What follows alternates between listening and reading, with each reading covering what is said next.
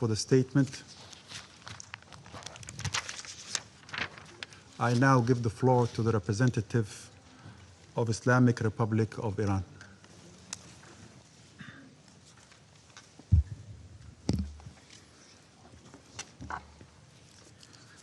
Bismillah ar-Rahman ar-Rahim.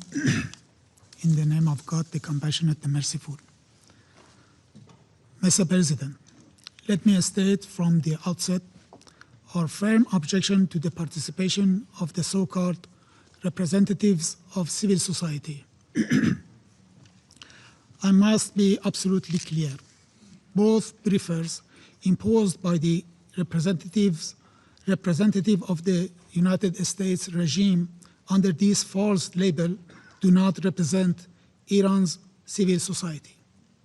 They represent the political agenda of the United States and Israeli regimes.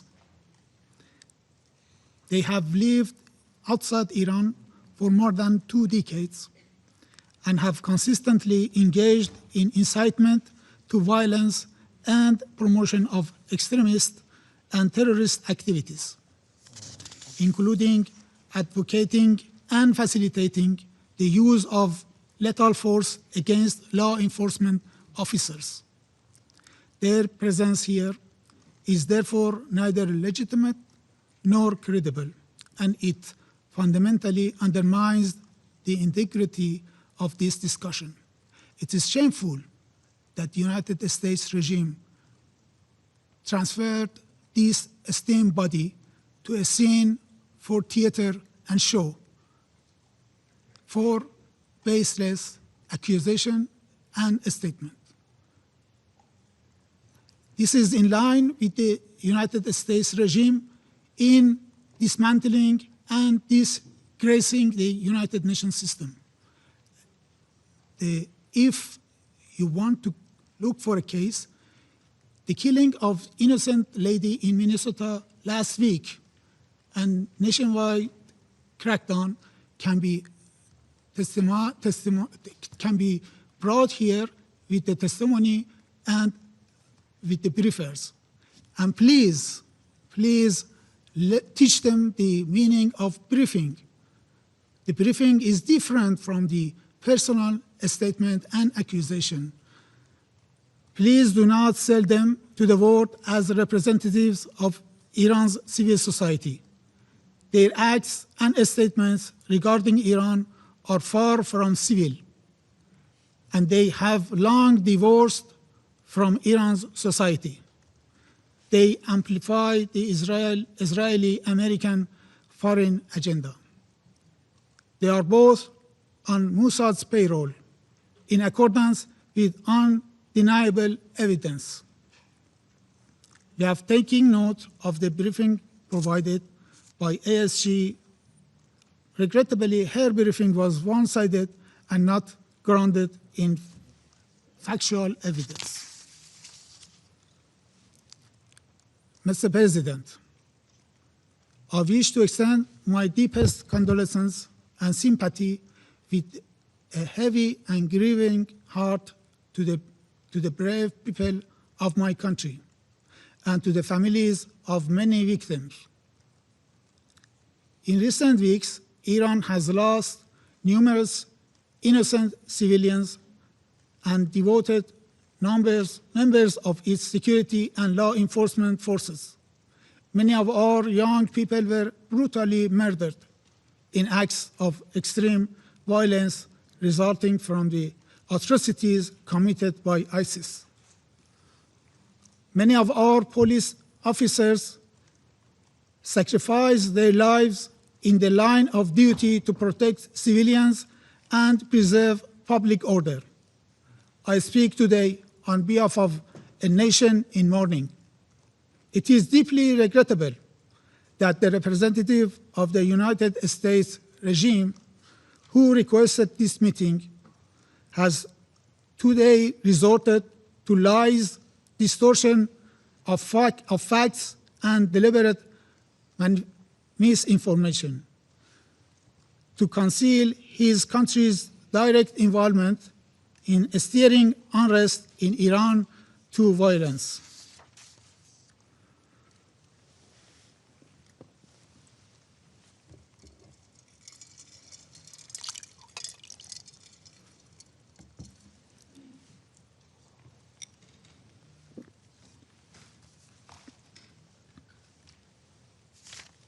In fact, the United States' request for this meeting is shameful to conceal their direct complicity in the crime their mercenaries have committed against our nations from 8 to 10 January. As part of Israel's malicious attempt to drag America into another war of aggression against Iran. Under the hollow pretext of concern for the Iranian people and claims of support for human rights, the United States regime is attempting to portray itself as a friend of the Iranian people, while simultaneously laying the groundwork for political destabilization and military intervention under a so-called humanitarian narrative. These claims are particularly cynical when viewed against the United States regime long and well-documented record of unlawful military interventions, regime change operations, and systematic violations of international law and the Charter of the United Nations. Across the world, these policies have led to mass civilian casualties, the collapse of states, prolonged humanitarian disasters, and the emergence and empowerment of extremist and terrorist groups. This is not a matter of opinion. It is a matter of historical record and fact. The Iranian people, for decades, have experienced the true meaning of the so-called support. The United States pattern of coercion and interference under the deceptive pretext is clear, from the orchestration of the 1956 coup against the democratically elected government of Dr. Mossadegh to its extensive political, military, and intelligence backing of Saddam's regime war of aggression against Iran. From the downing of Iran Air Flight 655 in 1988, killing 290 innocent civilians, to its complicity in assassinations, sabotage, and attacks against Iranian civilian and infrastructure, including the war of aggression carried out in June 2025, and from decades of unlawful unilateral sanctions to systematic economic coercion. These measures have gravely violated the Iranian people's fundamental rights, including their inherent rights of life, health, and development. Unfortunately, several Western members of this Council, including France and United Kingdom regimes, have once again adopted their familiar double standards, while claiming to champion human rights and to support the Iranian people. They have, alongside the United States regime, imposed some of the most severe and unlawful sanctions in modern history. Sanctions that have inflicted widespread suffering on civilians. At the same time, they have failed to condemn, let alone sanction, the Israeli regime for its acts of genocide and crimes against humanity. Mr. President, between 8 and 10 January 26, the people and government of the Islamic Republic of Iran were confronted with ISIS-style acts of terrorism and extreme violence across the country. Peaceful protests that began on 28 December 2025 with legitimate economic demands were deliberately hijacked by organized armed groups and transformed into violent riots. Documented cases include beheading, people being burned alive, police officers and ordinary citizens beaten to death, widespread use of firearms, and the deliberate torching of ambulances, fire engines, health facilities, residential buildings, and places of worship. These were not isolated incidents. They reflect a clear and systematic pattern of organized violence. A significant number of police officers were killed or severely injured. These heavy casualties demonstrate the extreme brutality of terrorist elements. The situation is, in fact, very simple. The United States regime and its accomplices, particularly the Israeli regime, cannot evade responsibility for the innocent blood that has been shed in my country. Unable to achieve their objectives through the 12-day war of aggression against Iran in June 2025, they have now sought to pursue the same goals through political destabilization, internal unrest, and chaos. This strategy relies on manufacturing casualties, spreading false and inflated figures, and creating a pretext for foreign intervention. It is a familiar script, one that has been used repeatedly from Iraq to Libya and to Venezuela.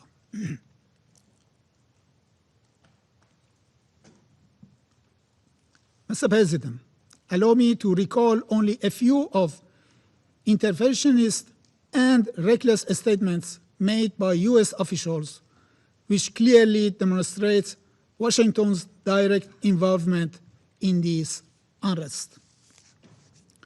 On 29 December 2025, during a joint press conference with the Prime Minister of Israel regime, the President of the United States regime declared, if Iran continues with its missile program, yes, I support a strike. If they continue with their nuclear program, the strike should be immediate. He further threatened, we are going to have to knock them down. We'll knock them down. We'll knock the hell out of them. On 2nd January, former US Secretary of State Mike Pompeo openly acknowledged the presence of Mossad agents among the rioters. I quote the same wording he used in his message in X. Happy New Year to every Iranian in the street, also to every Mossad agent beside them. End of the quote. On 3rd January 2026, the President of the United States regime stated, we are locked and loaded and ready to go. On 10 January 2026, Senator Lindsey Graham publicly incited violence action, stating when President Trump says, make Iran great again, it means protesters in Iran should defeat the Ayatollah. On 12 January, the White House spokesperson confirmed that President Trump would not be hesitant to use military force against Iran. On the same day, Senator Graham declared, I quote, Iran's leadership must be destroyed. This is the best opportunity since 1779 to change the Middle East.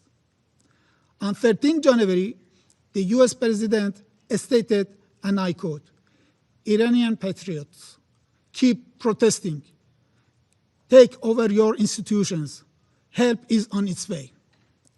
And the statement of the representative of the United States regime today will be added to this list.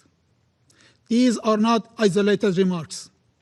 They constitute explicit calls for regime change, violence, and military aggression.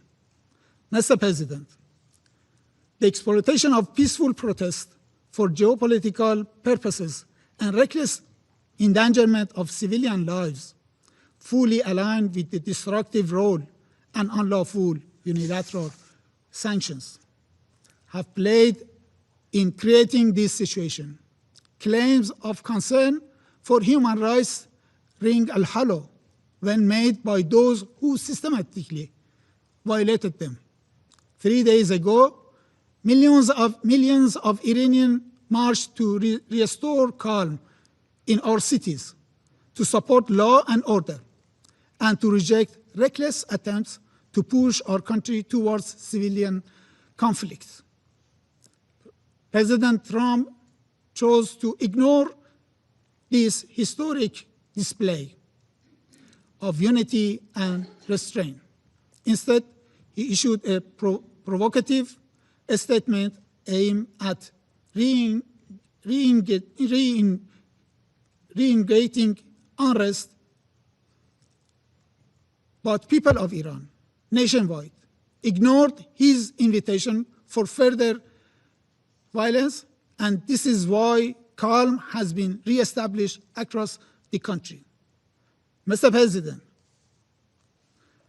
any threat to use of force against the Islamic Republic of Iran under any pretext, including claims of protecting protesters or supporting the Iranian people, constitute a grave and manifest violation of international law and the UN Charter. Such unlawful actions directly breach Article 2.4, which prohibits the threat or use of force, and Article 2.7, which enshrines the principle of non-intervention. No rule of doctrine, narrative, or political justification can legitimize unilateral military action or coercion without explicit Security Council authorization under Chapter 7. Invoking humanitarian rhetoric to justify force in a deliberate abuse of international law. The Security Council, its members, and the Secretary General bear a clear legal, moral, and political responsibility to unequivocally reject and condemn such unlawful actions before it is too late.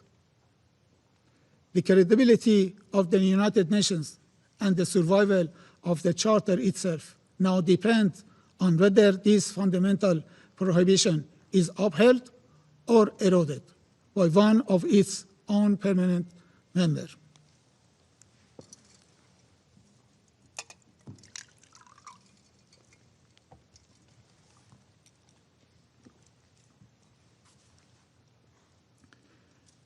Mr. President, Iran seeks neither escalation nor confrontation. However, any act of aggression, direct or indirect, will be met with a decisive, proportionate, and lawful response under Article 51 of the Charter. This is not a threat. It is a statement of legal reality. Responsibility for all consequences will rest solely with those who initiate such unlawful acts. Mr. President, the government of the Islamic Republic of Iran remains fully committed to its human rights obligations, including the right to peaceful protest. It has exercised maximum restraint while fulfilling its duty to protect its people and preserve public order. However, the incitement to violence, encouragement of internal destabilization, and explicit threat of military action against a sovereign member states constitute a threat to international peace and security within the meaning of Article 39 of the Charter. In conclusion, Mr. President, we categorically reject all politically motivated accusations made today against my government. The facts on the ground contradict the fabricated narratives presented by the United States regime and its allies at this meeting. U.S. fabrications of the senseless killing of protesters neither reflects reality on the ground, nor would it whitewash Americans' crimes against the great people of Iran. The allegation that the government of the Islamic of Iran has killed peaceful protesters is quite distortion of the facts on the ground. What the Iranian security forces did confront firmly and responsibly were armed ISIS-style terrorist cells and violent separatist groups funded and armed by a few foreign entities, including the Israeli regime.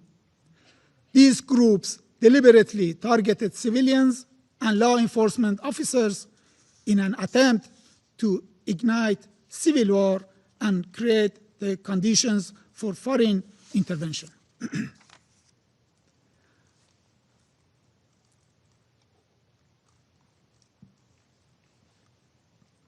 The claim that internet restrictions were imposed to conceal harm to our own people is equally false. On the contrary, temporary limitations were necessary to protect Iranian nation from evil operations that foreign agents, including Israeli one, are conducting against the safety of the nation. It was also absolutely vital to prevent huge cyber attacks against Iran and its infrastructure, and to disrupt communications among terrorist networks, coordinating terror operations from within our cities. I thank you, Mr. President. I thank the representative of the Islamic Republic of Iran for the statement. There are no more names inscribed on the list of speakers. The meeting is adjourned.